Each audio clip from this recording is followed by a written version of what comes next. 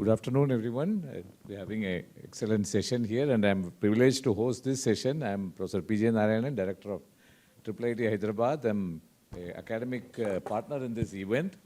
And we have Mr. J. Satyanarayana, who really doesn't need any introduction to Hyderabad audience. He was IAS from 1977 batch, and he has been in different roles in the state government, including he headed or set up the National Institute of Smart Governance.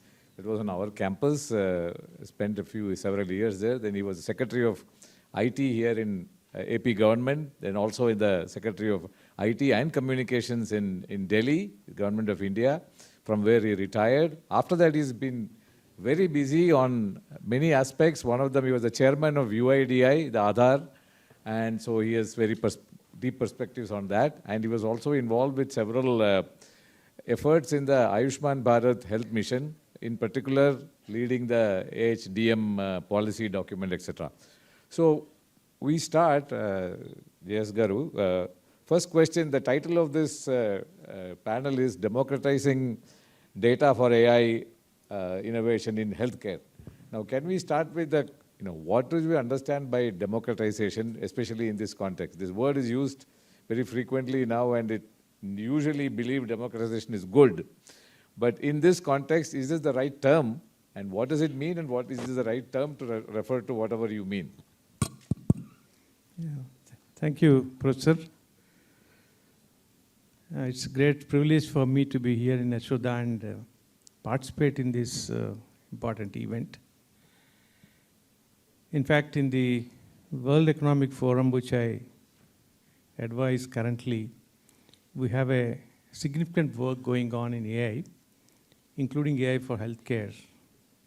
So it's really quite fitting that I'm able to absorb what's happening here. Especially, the two speakers before, what they told us is quite relevant to what we're going to discuss, PJN and myself. That is data. We have seen that the data is needed for testing and validation of AI models and solutions. Data is needed in real time, as Dr. Sunkavalli was demonstrating visually to us just before, how life-saving it can be, a good data. No doubt data is required. But to address the point Professor PJ has raised, what is data democratization, and is it appropriate to use that terminology here? Is a point I would like to just raise an issue. These are my personal views, of course. See, data democratization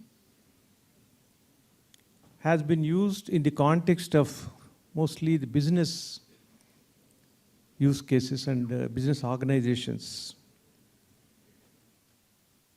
and to some extent in the government as well. It is meant to, increase the efficiency of organizations by using data in several different ways.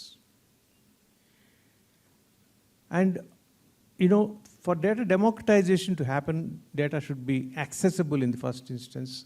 Unless I get the data, how do I make use of it and benefit from it? Second, it should be usable in terms of the various parameters of quality. So, that being the case, that the more data you have and the more qualitative data you have, the better it is for your use case, for creating the solutions and helping the stakeholders, the customers, the patients in this case, get better. We have also seen in the course of last hour or so that drug discovery, Dr. Chandrasekhar so nicely mentioned that, there's a an area where a lot of the more data you have, evidence-based discovery can happen. Now, only one caveat I would like to mention here, again responding to, when you say democratization, data democratization, what are we talking about? When we're talking of data in the healthcare sense, we have to be doubly careful. The data belongs, most of the data belongs or relates to the patient, the disease that a patient has, and the way it's progressing and so on, and how it is responding to medication and various other things. So who owns the data?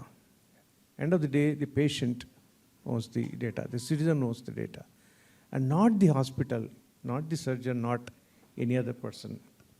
They are only the custodians of the data, and that is one perspective I would like to mention here.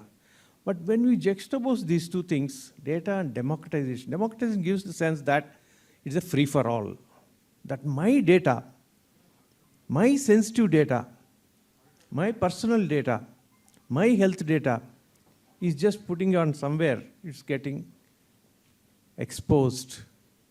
That meaning should not be, data democratization should not be understood in that manner at all. So, with that's a caveat that I'm mentioning. Not that it's a very big danger today that people understand it that way, but it's possible. So, the right terminology for that would be, PJN, will be consent-based access of data. If you want data for research, if you want data for providing better health care, you need to take consent of the concerned owner. If the owner is not in a condition to respond to the nominee of the patient, has to give the consent. So the whole world today, in terms of data privacy, etc., is driven by consent. So what I would say is that instead of data democratization, one can call it consent-based access of health data. I would sum up that way.